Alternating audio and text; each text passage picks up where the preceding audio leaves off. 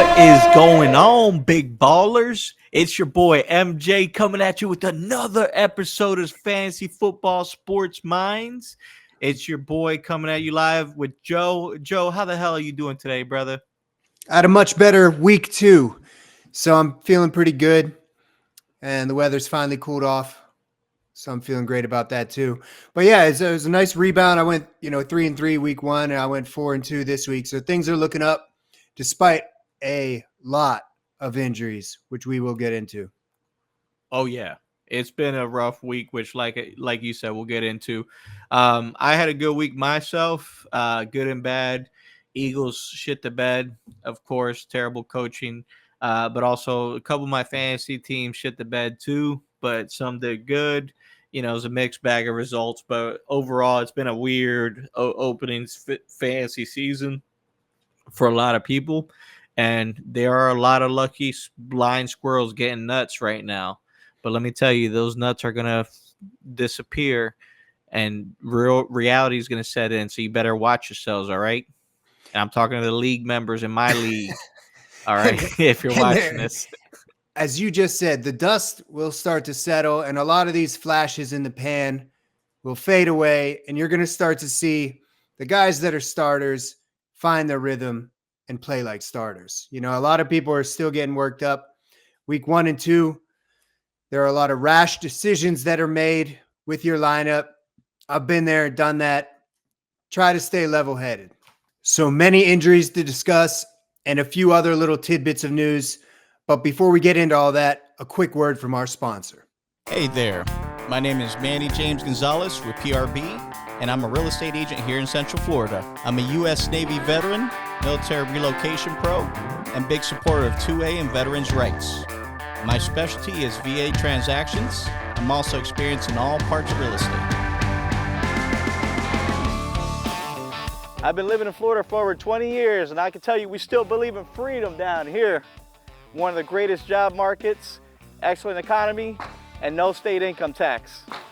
When it comes to an agent, you want one that's going to be honest, not afraid of a fight, and most importantly, willing to do the things that some agents aren't willing to do. And what's that, Manny? Shoot straight, Dan.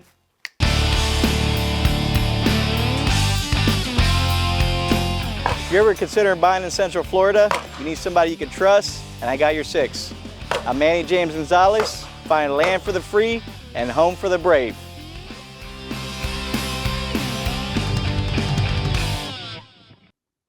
Now let's dabble into a little bit of, as we were calling it offline, injury apocalypse.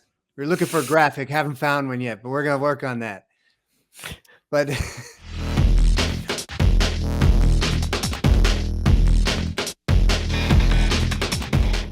all right, as you know, Isaiah Pacheco had surgery to repair his fractured fibula.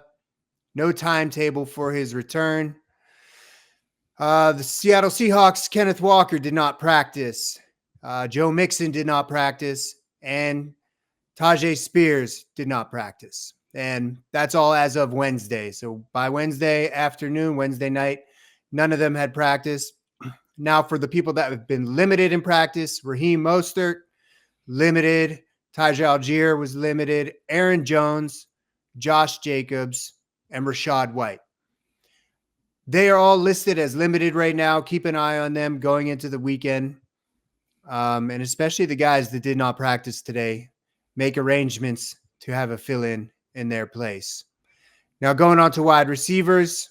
As we know, Cooper Kupp really banged up right now with his ankle, but he has not been placed on IR. So keep an eye. I mean, he's not going to play this week, probably not going to play next week, but not putting him on IR is a great sign. A.J. Brown is not expected to play this weekend, so probably another big week for Devonta Smith. Nico Collins, his foot and his hip are listed on the injury report, and he did not practice today. So I wasn't aware that he had gotten hurt. I watched that whole game and didn't notice anything. So I'm not exactly sure what happened, but he did not practice today. Jaden Reed did not practice, and then Joshua Palmer, you probably don't have on your roster anyway, did not practice. CD Lamb did not practice, and then DK Metcalf did not practice today, but Tyler Lockett was also listed as limited. And then Keenan Allen did not practice today. And Rome, how do you say his last name? Odunze. Odunze. I'm going to mess that up every time. He was limited today. So Keenan Allen did not practice, and Odunze was limited. And then Jordan Addison did not practice again. I'm not sure what to expect from him this weekend. And Justin Jefferson was limited. So if you look at the Seahawks, the Chicago Bears, and the Minnesota Vikings, they've got their top 2 wide receivers banged up on all those teams. So, well, DJ Moore's in the top 2 for the Bears, but you know what I'm saying. And now moving on to tight end, David Njoku did not practice today and is not expected to play in week 3. Taysom Hill did not practice today. Jake Ferguson is limited but expected to play. And then Dalton Schultz was limited but is also expected to play. And then a similar situation at quarterback. Last week, Jordan Love was limited during practice. So I'm not sure what to expect from him this weekend. Even if he does play, I wouldn't expect too much. And then Justin Herbert did not practice. And Russell Wilson, doesn't even matter, was limited today. Some of the top waiver wire pickups that we would recommend, if you didn't catch the TikTok already or the short clip, please make sure to follow us, Fantasy Football Sports Minds. But we did mention these pickups here. Carson Steele was probably number 1 on the waiver wire. Some people may have thought Kareem Hunt was that guy, but let me tell you, ladies and gentlemen, I doubt that. I think it's going to be Carson Steele and Samaj Perrine. I'm butchering that, I'm sure. But those are going to be the 2 guys that get that workload. We all remember Isaiah Pacheco days, right? Andy Reid used to run that committee, even Pacheco's first year. So we're going to go back. He's going back to that committee approach, So that's going to allow both those guys to at least put up a decent scoreboard, so like 15 points a game. But Carson Steele is going to be the goal line puncher. So that's why I think he's going to be the more stable option, right? Because he's getting that Pacheco role. Next guy, like Braylon Allen, running back for the New York Jets. He's somebody that would be a great pickup because even just doing temporary reps for Breece Hall, he scored 2 touchdowns. I mean, he scored one on a receiving reception. He took it to the house, right? He broke a couple tackles and took it in, and same thing on a rush. So the guy is explosive. He's big, and I could even see them carving out a role for him later on through the year. What are some other free agents that you think are going to be beneficial to pick up, maybe for wide receivers or tight ends? Yeah, a few of note. I wanted to say just the Rams wide receivers. You got Demarcus Robinson and Tyler Johnson. It's kind of a toss-up between those 2. Similar situation as the running backs in Kansas City. Pick your poison for now. It's going to be a temporary thing, but for the next month, you could get some output from them. And don't count out Tutu Atwell. There was like a month last year where he was doing really well, and it was when Cooper Kupp was out, and it was pretty much all Puka Nacua. But you had a few weeks where Tutu Atwell was pretty much hanging right beside him. So don't count him out, but I do think if you're looking for a wide receiver, you should prioritize one of those 2 ahead of him. And then Jawan Jennings, that guy is going to be, until Debo gets back, he's going to be pretty involved in the San Francisco offense. So if you're looking for a wide receiver, I'd say target those guys. They're probably not on waivers anymore, but there's a chance Tyler Johnson might be. I know Tutu Atwell probably is. So if you want to take a dart throw at him, if you're real desperate, you can do that. But try a low ball trade to get Jawan Jennings on your team. You just segued into something I wanted to start touching on, particularly because it's something that you and me are bullish on. We love trading, right? Like right now is the perfect opportunity to buy low on a tight end you want. So if you are wanting to get a Laporta, if you want Travis Kelce, if you want a Mark Andrews, if you want any of these guys, go out and buy them right now. And you could get them for the price of a flex player, like a flex running back, a flex wide receiver, like a guy that's putting up 15 points a game.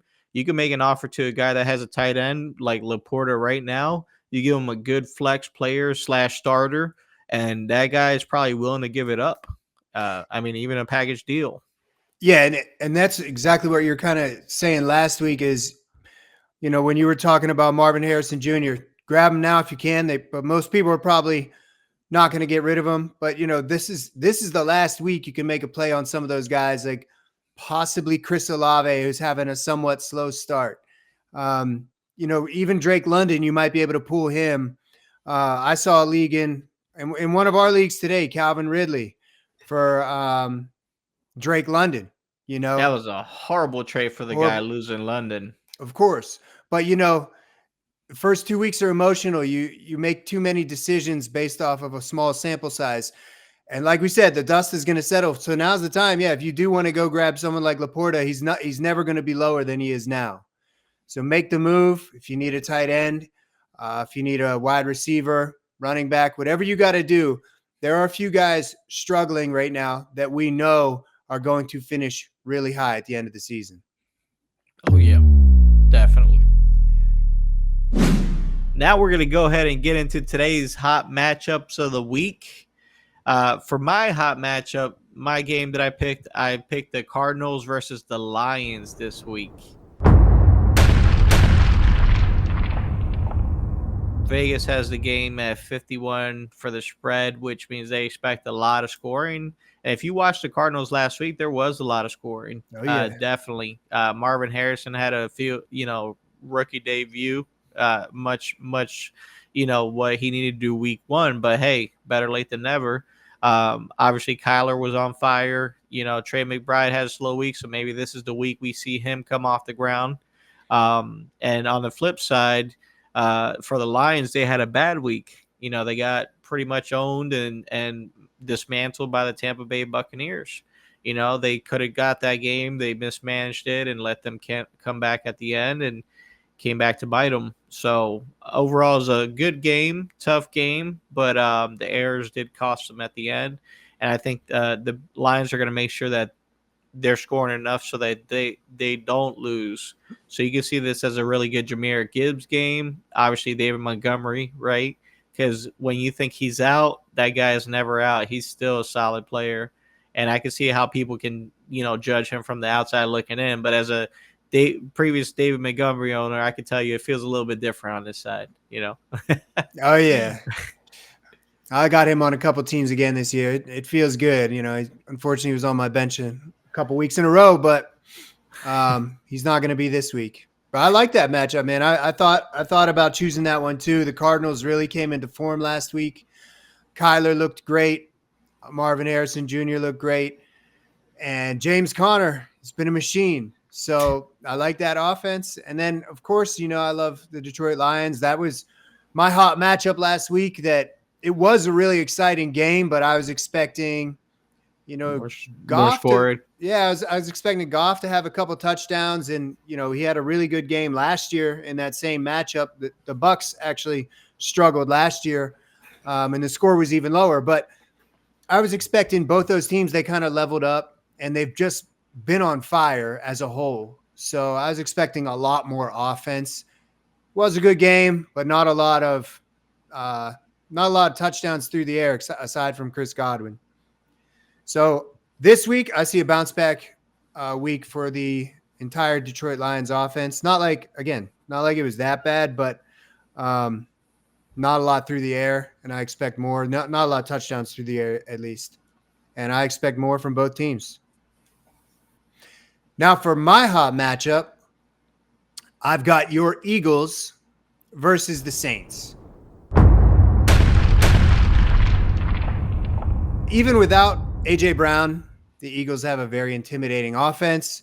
Jalen Hurts, Saquon Barkley, and Devonta Smith are must-starts every week, even against a tough defense like the Saints. And all these guys are amazing players, and we know what they can do.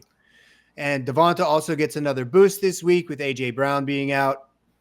If you have Dallas Goedert, you probably don't have better options, but he won't do much for you. And, I was high on Jahan Dotson last year, as you know, and he let me down. I'm going to need to see a lot more from him before he can even be part of the conversation, but he will be filling in at wide receiver this week, and that'll be actually fun to see if he can do anything.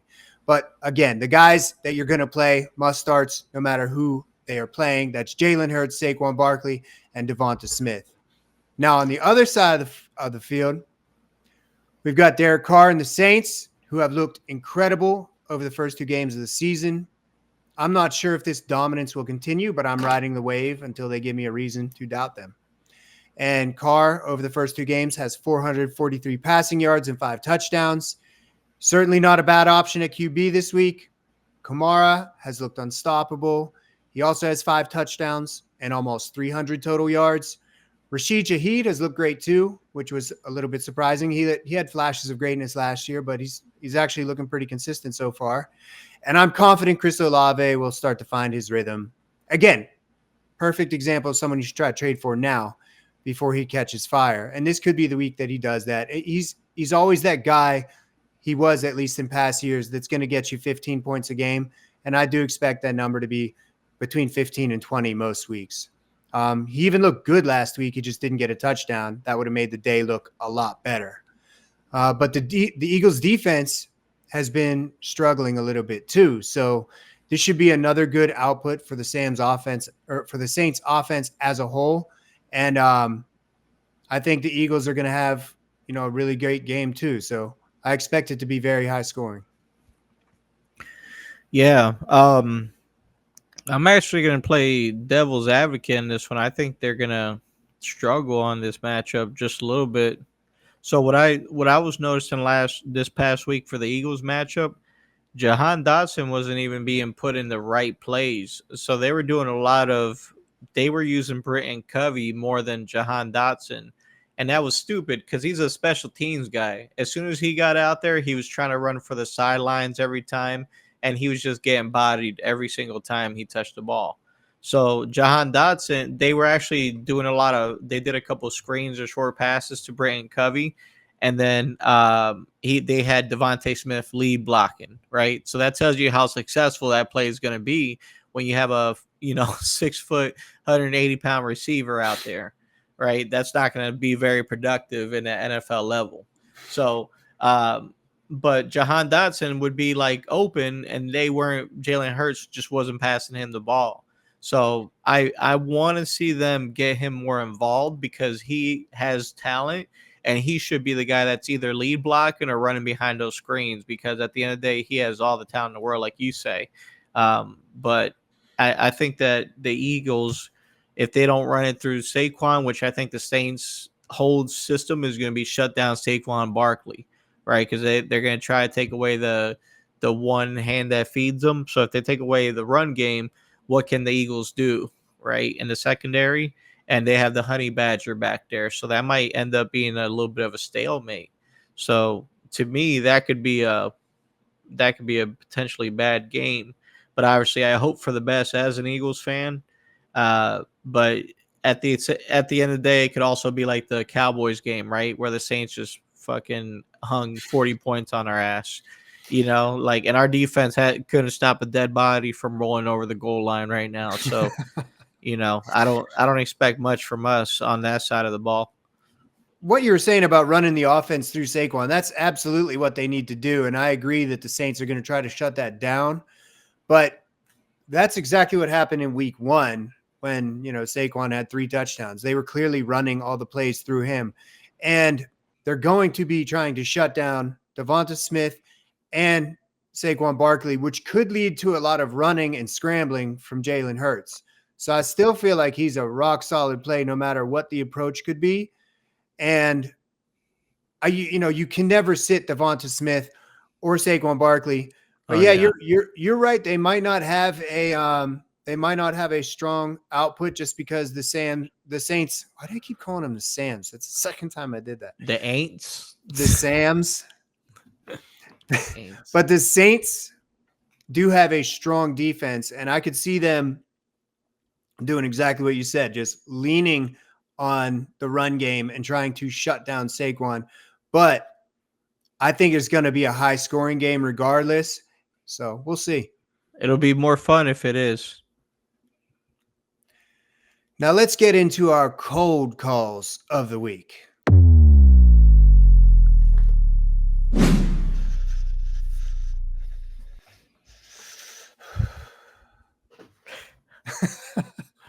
You chart out for your school play or something, bro.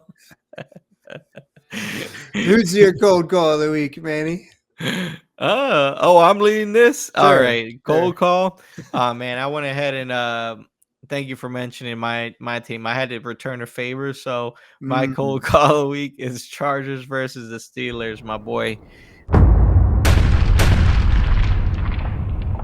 Steelers have a really great defense that I will give them. The offense has been struggling a little bit, and that's just because they're running that committee approach on the ground. I think Najee gets better the more touches you give him, and they're only giving him like 17 touches a game. You need to be giving Najee 25 touches a game for him to get going. Also on offense, like their quarterback is Justin Fields. They're not going to be running much of a passing game. That has to be more of a read option, West Coast, short running Lamar Jackson style offense, right? So one where it's more of a play action and running style, but they don't do that. So unfortunately, that's why they struggle, And then on the other side, the Chargers, Justin Herbert just got smacked in the last game. He came back, but man, he got hit hard a couple times. Yeah, So he did, he's banged up, and I think that's going to affect him a little bit because TJ Watt's just going to come after his ass. Cam Hayward hasn't lost a step either. He's still a monster in the middle. So I could see that just being a stifling game for the Steelers shutting the Chargers down. And the Chargers are not really that great. So I think the Steelers will end up winning that one. And maybe the starter Najee Harris on one side. And on the other side, I would end up starting J.K. Dobbins without a doubt, right? Like he's been a fantasy stud, like out of nowhere, a stalwart. Like everyone took him. I think you were telling me that you got him in the last round or something of your league. It was really late. Yep.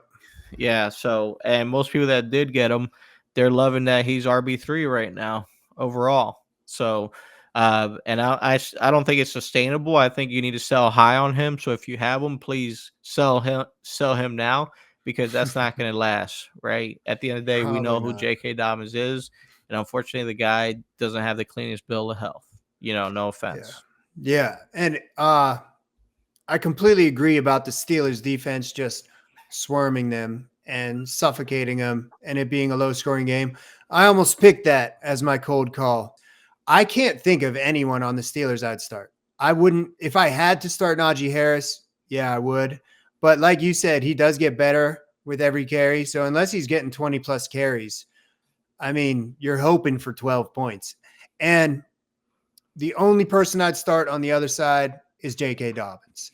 And you might have to temper your expectations for him a little bit because he's playing the Steelers. I was just going to say Quentin Johnson is fool's gold right now, right? Like he had his 2 touchdowns. This is not the week you want to start him. If you grabbed them, picked them up, great. Stash them. Don't start them. This is not the week to do so. Right. Now for my cold call, I've got the Giants versus the Browns.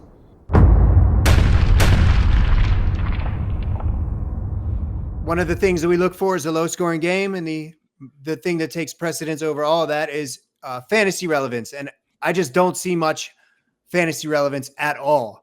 The only player I would want in my lineup, similar to what you were just talking about with the Chargers, there's one player, and that's Malik Neighbors. He's a great player, must start every week until he gives us a reason to put him on the bench. You can argue for Devin Singletary, but I need to see more before I can put him in as a starter. And same thing with Wan'Dale Robinson. Like, yeah, they're doing okay, but just okay. And this week they're playing the Browns, who have a very strong defense. So the only person I would put in on the Giants is Malik Neighbors.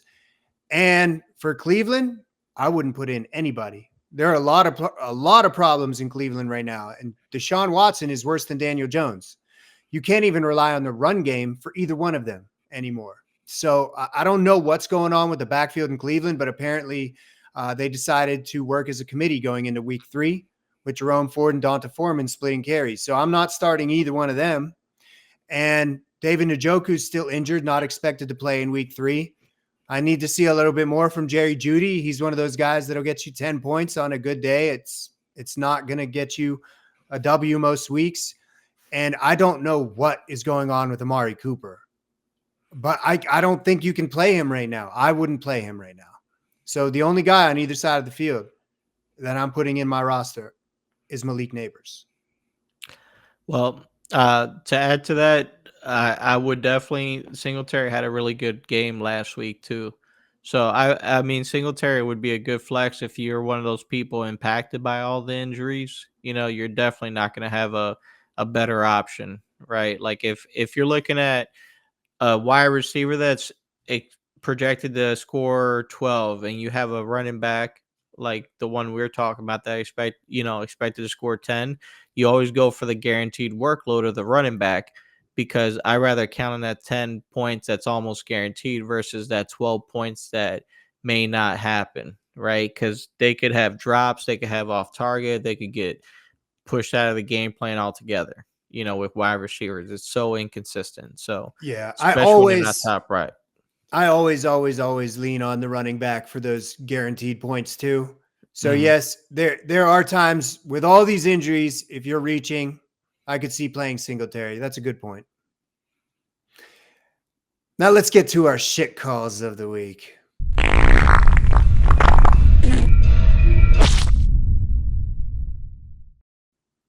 All right, Manny. For my shit call of the week, I believe Tampa Bay at Detroit was going to be a high-scoring shootout, as I touched on earlier. The recipe seemed perfect. You got a home game for Jared Goff. He did really well in their matchup last year. Baker has been playing great, and you have high level wide receivers on both teams. But the final score was 20-16, and there was only one receiving touchdown by Chris Godwin. Baker played well, but Mike Evans did not do very much, and that was my big balls call. And although the Lions running backs and receivers played well, because that's the thing is the receivers did play pretty well, they just didn't find the end zone. There was only one touchdown on the Lions, and that was from David Montgomery. So you had 3 touchdowns total. You had one from Baker, Godwin, and then David Montgomery.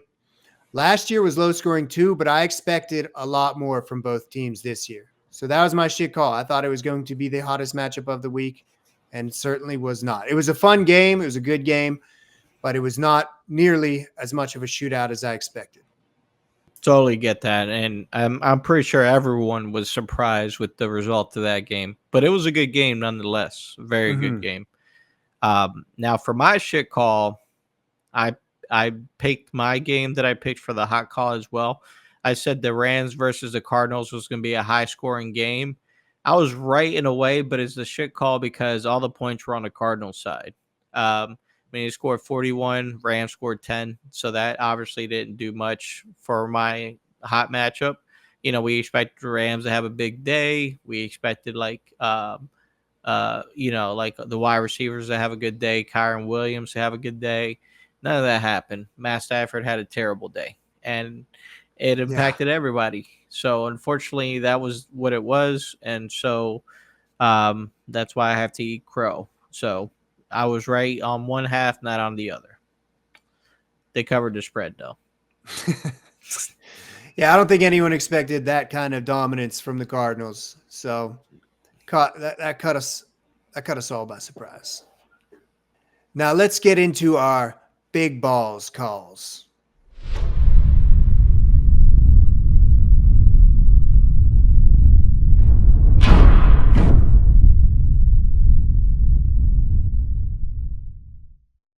For my big balls call, I picked Kyron Williams to have a really good day against the San Francisco 49ers.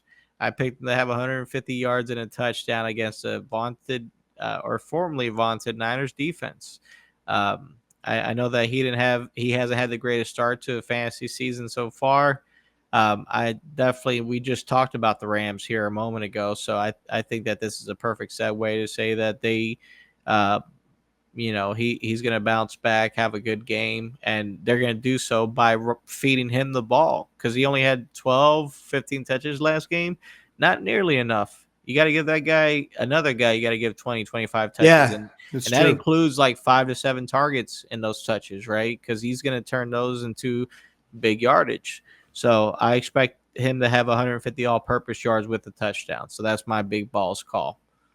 Hell yeah. I love that call because I got him on a lot of teams. And I agree. You got to give him volume. We see what he can do. Give him the volume. Now, for my big balls call, this is more of just something that's coming from the heart, but there's a little bit of science behind it, loose science behind it.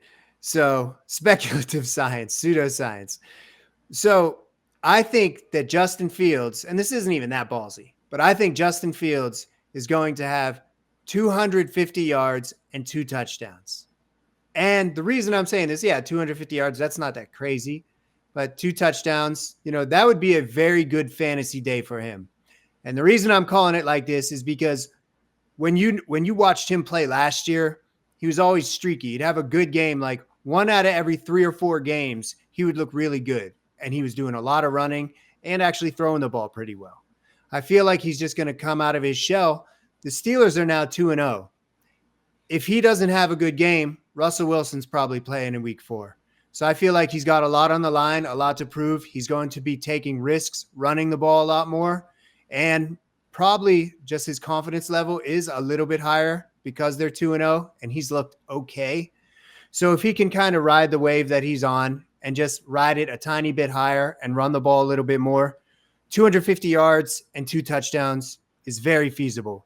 So that's my big balls call. I believe the Steelers are going to go 3-0, and he's going to actually have a pretty good day. All right. Yeah, that definitely has some balls there for sure. Just a little bit. 250 rushing yards or all-purpose yards? All-purpose, no. Okay. Fuck okay. no. Damn, I was like, that's ballsy. No, hell no. 250. That's why I'm saying it's not that ballsy, because for a quarterback, that's not a lot to ask. But we're talking about Justin Fields and the Pittsburgh Steelers. The bar Steelers. is low. The bar is low, yes. So that's Sorry, why I'm saying Justin. it's like maybe it's not a big balls. It's just hefty balls, but not huge balls. Yeah, those are Slightly camel-sized balls, camel testicles. Not Sure. quite elephant. Right, balls yeah, not yet. elephant balls yet, yeah.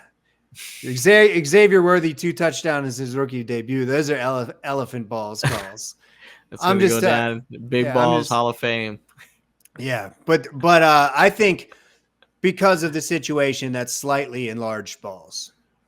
Yeah, I definitely would say a lot more inflated than Tom Brady's balls. Yeah, sure. All right, ladies and gentlemen, we appreciate you for joining us for yet another episode of the Fantasy Fumble.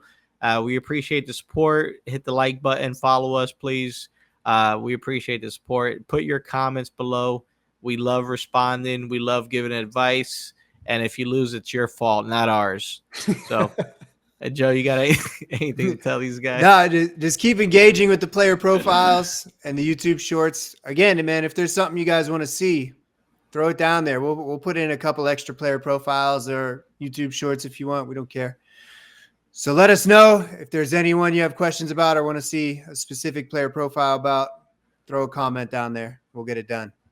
But thanks for all the support, because we've seen a little bit of traffic recently. That goes a long way. It does.